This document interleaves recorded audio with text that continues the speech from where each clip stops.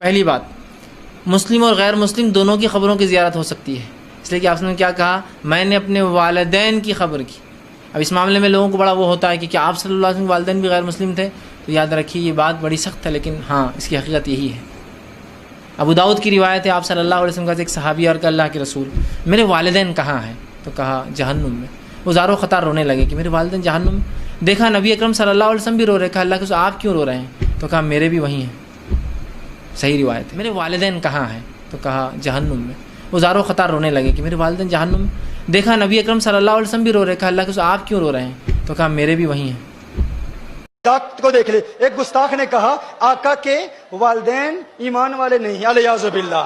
ہاں، مجھے مدینہ المنورہ میں اسی بنیاد پر گرفتار کیا گیا تھا۔ مدینہ المنورہ کے ایک جیل میں کہا گیا لکھو لکھو لکھ کر دو، سائن کرو، پھر تمہیں جیل سے آزاد کیا جائے گا۔ الیاذ باللہ کاغذ پر لکھا ہوا کیا تھا؟ سیدہ آمنہ کو الیاذ باللہ غیر مسلم لکھا ہوا تھا۔ میں نے کہا نہیں نہیں نہیں نہیں، میں نے کہا کیا کر لو گے؟ کہا پھانسی دیں گے۔ میں نے کہا ہم رقص کرتے ہوئے سولی چڑھ جائیں گے۔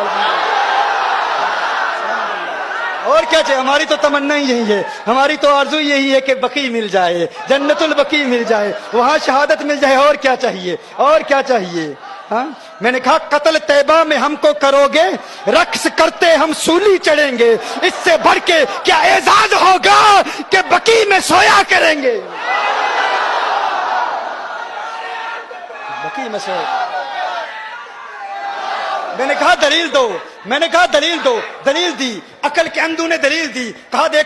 کہا دیکھو نبی کریم صلی اللہ علیہ وسلم مقام ابوا میں آئے، میرے آقا صلی اللہ علیہ وآلہ وسلم نے اللہ سے اجازت مانگی کہ اللہ مجھے اجازت دے اپنی ماں کی قبر پر جاؤں، تو اللہ نے اجازت دے دی۔ آقا نے دعائے مغفرت کی، دعائے مغفرت کرنا چاہی، اللہ نے منع کر دیا۔ کہا محبوب ماں کے لیے دعائے مغفرت نہ کرنا، تو یہ دلیل ہے چونکہ اللہ نے منع کیا۔ کہا حدیث صحیح ہے، میں نے کہا صحیح ہے۔ کہا اللہ نے منع کیا کہ نہیں؟ میں نے کہا منع کیا۔ کہا جب اللہ نے منع کیا کہ ماں کے لیے دعائے مغفرت نہ کرو، تو پتہ چلا دعائے مغفرت نہ کرنا اور دعائے مغفرت کی اجازت نہ دینا اس بات کی دلیل ہے وہ ایمان والی نہیں تھی۔ میں نے کہا ایمان والی نہیں تھی، نام کیا ہے؟ آمنہ ہے۔ ارے آمنہ تو ہوتی ہی ایمان والی ہے۔ آمنہ نام ہے اور ایمان والی نہیں ہے؟ ہاں، آمنہ نام ہے، آمنہ نام ہے۔ میں نے کہا بتاؤ۔ اب میں اس کی گرامیٹیکل ریزنز پر بات نہیں کرتا، میں نے کہا تم دلیل دیتے ہو کہ صحیح دلیل ہے، صحیح حدیث ہے کہ اللہ نے اجازت نہیں دی۔ میں نے کہا قرآن میں اللہ ارشاد فرماتا ہے لا تقم علی قبرہ، اللہ قرآن میں فرماتا ہے غیر مسلموں کی قبر پر جانا منع ہے، حرام ہے، ناجائز ہے۔ قرآن میں ہے نا؟ اب یہ اقتداء النص سے ثابت کروں گا، دیکھیے گا، آپ توجہ فرمائیے گا۔ اللہ نے ارشاد فرمایا نا قبر پر نہ جاؤ، کس کی قبر پر جانا منع ہے؟ غیر مسلم کی قبر پر جانا منع ہے۔ اللہ نے حکم فرمایا لا تقم، نہیں ہے، لا تقم نہیں جانا۔ تو میں نے کہا اللہ نے منع فرمایا نا کہ غیر مسلم کی قبر پر نہ جاؤ، کیا تم مانتے ہو کہ اللہ نے جانے کی اجازت دے دی؟ اللہ نے جانے کی اجازت دے دی۔ تم سمجھتے ہو یہ تمہاری دلیل ہے، یہ تمہاری نہیں، یہ ہماری دلیل ہے۔ یہ کس کی دلیل ہے؟ یہ ہماری دلیل ہے۔ تم کیا کہا گیا کہ سیدتنا آمنہ رضی اللہ تعالی عنہا کے متعلق کہ اللہ جل وعلا نے نبی کریم صلی اللہ علیہ وسلم کو منع فرمایا کہ ان کے لیے دعائے مغفرت نہ کی جائے۔ تو میں نے کہا تھا کہ اقتداء النص سے یہ ثابت ہے کہ قرآن کریم کی یہی آیت یہ ہماری دلیل ہے، تمہاری دلیل نہیں ہے۔ ہماری دلیل کیسے ہے؟ اللہ نے ارشاد فرمایا کہ غیر مسلم کی قبر پر نہ جاؤ۔ یہ میں آپ کو یاد دلا رہا ہوں، مدینہ المنورہ میں گستاخوں سے جو میرا مناظرہ ہوا تھا اس میں ہم نے جواب کیا دیا تھا؟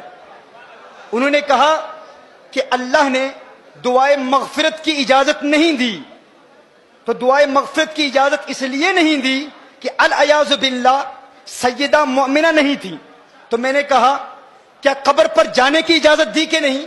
کہا دی۔ تو میں نے کہا قرآن کہتا ہے کافر کی قبر پر نہ جاؤ، تو قبر پر جانے کی اجازت دے دی، یہی اس بات کی دلیل ہے کہ وہ مومنہ ہے، یہی اس بات کی دلیل ہے وہ مومنہ ہے۔ کہا پھر دعائے مغفرت کی اجازت کیوں نہیں دی؟ یہ کیوں فرمایا کہ مغفرت کی دعا نہ کرو؟ تو اس کا جواب سماعت فرما لیں۔ مغفرت کی دعا کس کے لیے کی جاتی ہے؟ بخشے ہوں کے لیے بخشش کی دعائیں نہیں کی جاتی۔ بخشے ہوں کے لیے بخشش کی دعا نہیں کی جاتی. دیکھیے کبھی آپ کہتے ہو یا اللہ غوث اعظم کو بخش دے, کیا الیاذ باللہ کوئی ایسا کہتا ہے؟ یا اللہ خواجہ غریب نواز کو جنت عطا فرما, معاف کر دے. کوئی نہیں کہتا. ہر شخص کہتا ہے کہ وہ چونکہ بخشے ہوئے ہیں تو بخشے ہوں کے لیے بخشش کی دعا نہیں مانگی جاتی. کیا الیاذ باللہ کوئی کسی نبی کے لیے کہہ سکتا ہے اے اللہ عیسیٰ علیہ السلام کی مغفرت فرما, موسیٰ علیہ السلام کی مغفرت فرما؟ نہیں. قانون کیا ہے؟ بخشے ہوں کے لیے بخشش کی دعا نہیں کی جاتی. دیکھیے جب آپ نماز جنازہ پڑھتے ہیں بالغ کے لیے کیا دعا پڑھتے ہیں؟ اللہم اغفر لحینا ومیتنا, دعائے مغفرت کرتے ہیں نا. لیکن نابالغ کے لیے کیا دعا ہے؟ اللہم اجعلہ لنا, کیا فرۃ واجعلہ لنا. فرض کیا ہوتا ہے؟ آپ کہتے ہیں میرے اللہ یہ جو بچہ مجھ سے پہلے چلا گیا ہے, یا اللہ یہ مجھ سے پہلے جائے اور میرے لیے شفاعت کا اہتمام کرے. کیا؟ چونکہ بچہ بخشا ہوا ہے تو بخشے ہوئے کے لیے بخشش کی دعا نہیں کی جاتی. بخشے ہوئے کے لیے کہا جاتا ہے یا اللہ یہ مجھ سے پہلے جا رہا ہے, آخرت میں میرے لیے شفاعت کا اہتمام کرے, میری بخشش کا وسیلہ بنے. تو کہا تم کہتے ہو کہ حضور نے اپنی ماں کے لیے مغفرت کی دعا نہیں مانگی, اللہ نے اجازت نہیں دی. ارے اس بات پر غور کرو, مغفرت کی دعا اس کے لیے مانگی جاتی ہے جس کے لیے مغفرت نہ ہونے کا امکان ہو. ارے وہ تو پہلے سے ہی بخشی ہوئی ہے, ان کے لیے یہ دعا نہیں کی جاتی کہ ماں کے لیے مغفرت کی دعا مانگو. میں کہتا ہوں یونس علیہ السلام ایک مچھلی کے پیٹ میں رہے, اس مچھلی کے پیٹ میں رہنے کی وجہ سے یونس علیہ السلام کو اتنا بلند و بالا اور اعلیٰ مقام ملا. تو گویا کہ اللہ ارشاد فرما رہا ہے جس مچھلی میں ایک نبی رہے اس کو وہ مقام ملتا ہے. ارے جس ماں کی پیٹ میں آمنہ کا لال ہے وہ ماں مغفرت کی محتاج نہیں ہوتی, اس کے لیے مغفرت کی دعا نہیں مانگی جاتی, اس کے وسیلے سے امت کے لیے مغفرت کی دعائیں مانگی جاتی ہے.